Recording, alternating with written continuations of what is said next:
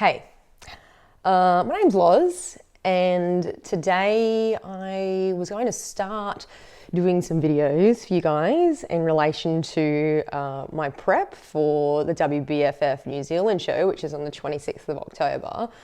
And this time would basically mark the 8.5, 9 weeks out point in my journey.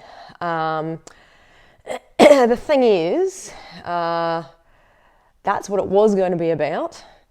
But instead, I've decided to change the theme of this video, and rather it's about the fact that it's actually okay to say no to something when you're not feeling it, when you feel like the pressure's too high, and when the opportunity to create a goal just isn't really in congruence with your body, your mind, your energy, and your health.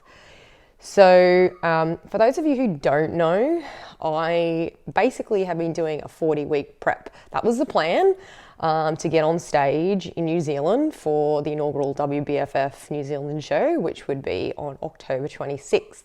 So obviously being inaugural, it means it's the first time that they've actually hosted this show in New Zealand, which is super exciting. My plan was to take quite a break. So the last show I actually did with the WBFF was July last year. To that point, up to this stage in my life, since the beginning of 2017, I've actually competed in 13 shows. So that would be body sculpting, bikini shows, pageants, etc. So I've been on stage at 13 different shows, and some of those shows I've actually been on stage multiple times, which is really cool. I've done a lot. Certainly enjoyed my journey this far, but this show that was sort of approaching in October, it was going to be my 14th show. I was really putting in a big prep. It's the biggest break that I've actually had between shows, so it would be from July 2018 to October 2019. The thing is, this whole prep has probably been the hardest thing I've ever done. Throughout this prep, I've had 3 operations. In October last year, I actually discovered a hole in my heart at 33 years old. So a thing called a PFO, so a patent foramen ovale. Basically, when I was born, when you're in your womb, you have this little hole, helps to get oxygen through. When you take your first breath, it should start to grow over. Well, mine didn't. And health problems have basically plagued me most of my adult life. And I thought that upon the discovery of this hole and getting it repaired, that a lot of things would change in my life. And certainly, I guess in terms of my overall vitality, that has definitely improved. But yeah, there's still a lot of things that are sort of going on that I'm still trying to uncover. I kind of consider my health a bit like an onion. Early in my 20s, I was diagnosed with a condition called ulcerative colitis, which does flare during times of stress, and we'll get to that shortly. But basically since then, my health has just been like this. So anytime I do a prep, it's really important for me to absolutely put my health at the top of my priority list. And if it's compromised in any way, I really just always need to adjust my protocols around that for maximum recovery and rest. So had that operation in October. So I've actually got an implant now in my heart. So I've got like a little piece of Gore-Tex that covered up the hole, and everything went well. My hole actually covered up, so my body produced its own tissue over that implant, and that's the point of the implant. And that all went smoothly, but I am on aspirin now until January next year, which kind of sucks because throughout my training for this prep, I've been doing deadlifts and things like that. And man, like I bruise like a mofo.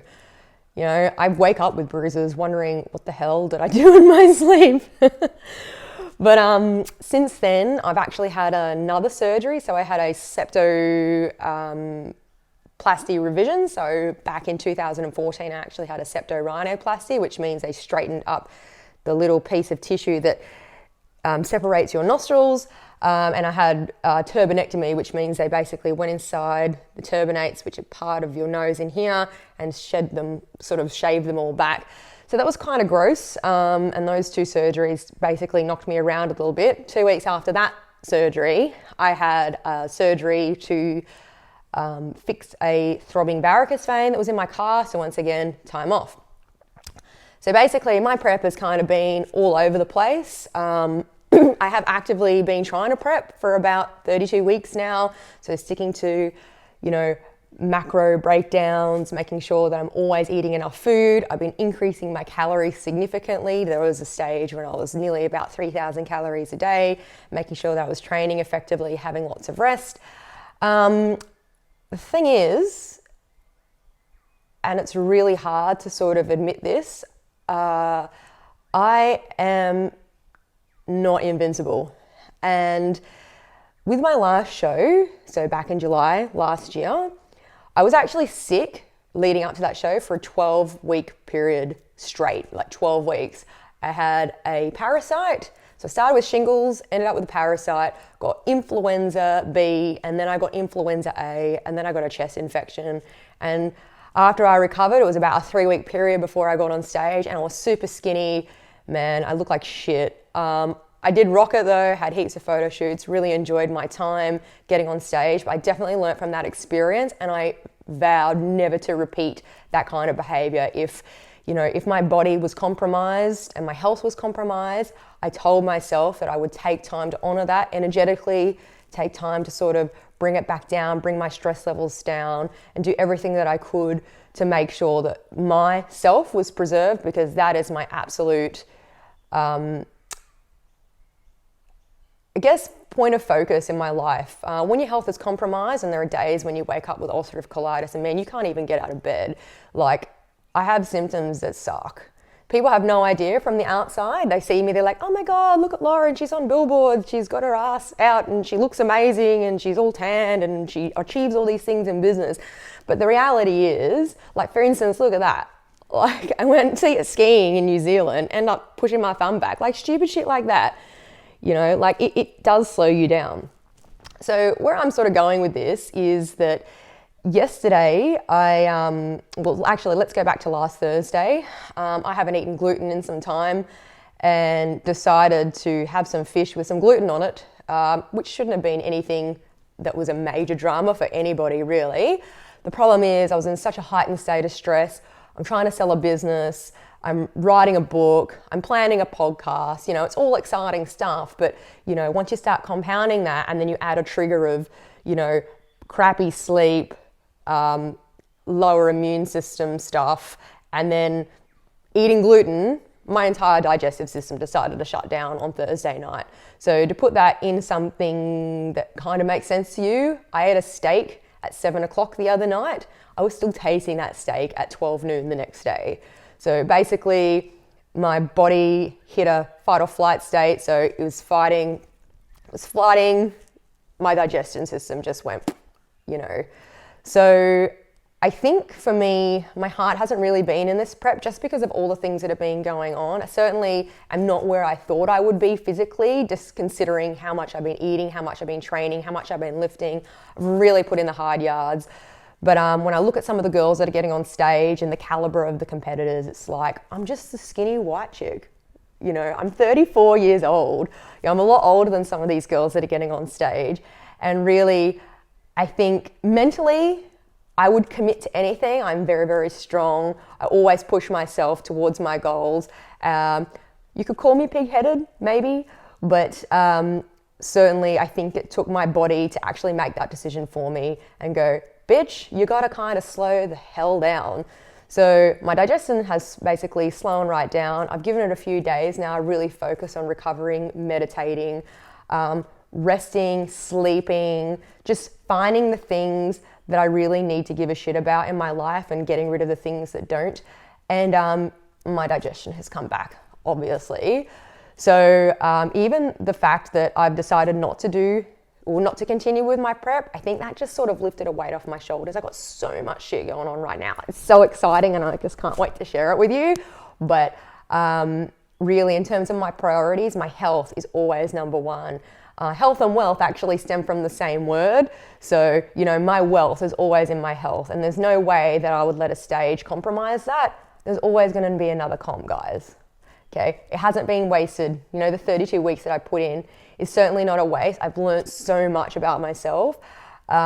Moving forwards, my plan is basically to enjoy exercise again. I have been flogging myself at the gym. Holy shit. Like, I have been training when I've not wanted to, lifting weights like a mofo, you know, really just being on point for my goal. And it's kind of been boring. I haven't seen the results that I thought I'd see with what I've been doing. And I just want to go back to doing cardio. I have been banned from cardio for so long. I'm an ectomorph, so I just put like no weight on ever. So if I do any cardio, like it strips back any of my gains. So I'm just going to be focusing on doing HIIT, going to yoga, doing Zumba again. Oh my God, I'm a Zumba instructor, right? And I haven't freaking taught Zumba in like 3 fucking years because I've been doing bodybuilding stuff. So realistically, I just want to enjoy that, feel it. Obviously, I'm going to keep lifting weights, but my goal is to build a body that's capable. I just want to feel capable of being able to do anything when I want to. If I want to go rock climbing, I got the strength, I got the power. You know, if I want to go do boxing, I can get through a class without friggin' dying. You know, I used to pride myself in my cardiovascular fitness, and man, like I struggle actually at the moment. So I'm just going to focus on getting that back, resting, honoring my body, honoring my energy, enjoying some time with my husband as well. Like his goal this year was to get his first Dan black belt. So he's 48.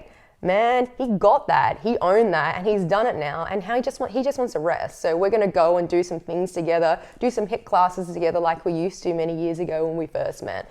And I think what this has taught me is that the things that are important, you need to really focus on those things. There's always another stage. I can set another goal. Next year, I'm going to be 35. Guess what? I can go in the 35 plus category, which is going to be amazing if I choose to do that. But really, I'm just going to focus on the things that matter to me and the people that matter to me and just put my energy towards one thing. Multitasking has been the bane of my existence probably for the last 18 months. I've been trying to do so much and hit so many goals, but really, I feel like I'm not really getting as far as I need to in any individual thing.